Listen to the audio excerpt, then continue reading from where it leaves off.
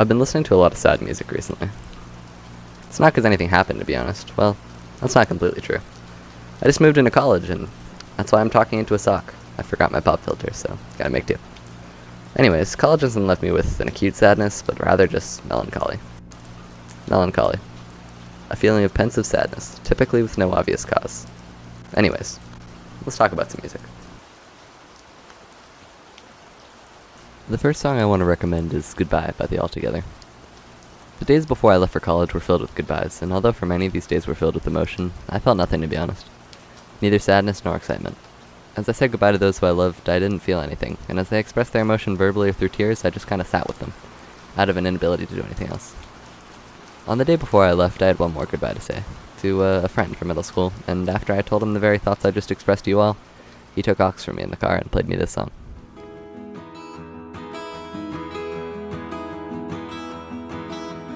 Look, you got me crying. Goodbye details the end of a relationship in which things simply didn't work out, and perhaps they never were meant to work out.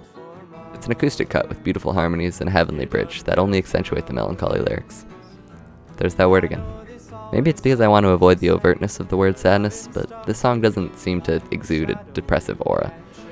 One more of reluctant acceptance.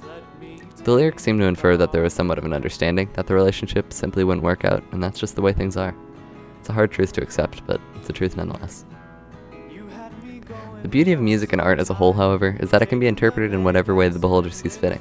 And I personally am not going through a breakup right now, so the song sings a different tune for me. One of change. I don't think it's ridiculous to make the generalization that the majority of people are adverse to change. It's uncomfortable, but sometimes it's necessary. In the case of the song, a change was needed, but in my own life, likewise, a different change was needed. A change of scenery, perhaps? I'm not quite sure, but something compelled me to move far away from home. And do I regret it? Right now? Like, sure, yeah, I mean, I guess I got here like a week ago, sure, I miss home, but on the other hand, I don't miss home. I miss the people I called home, and even if I return to my house right now, I'll find it to be just that. It's a house. The people that made it home have now been scattered to colleges across the country, and I guess it's all a part of growing pains, but deep down I understand that I need to change. In that regard, I guess there's only one thing left to say this time.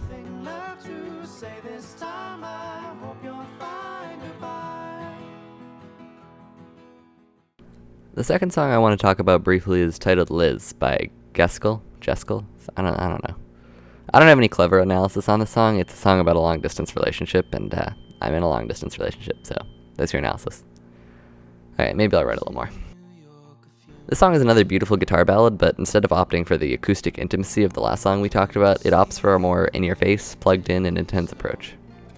It's not one note, however, as the song goes through multiple build-ups and climaxes, only to be followed by troughs, with isolated vocals. Kind of like Relationship, dare I say.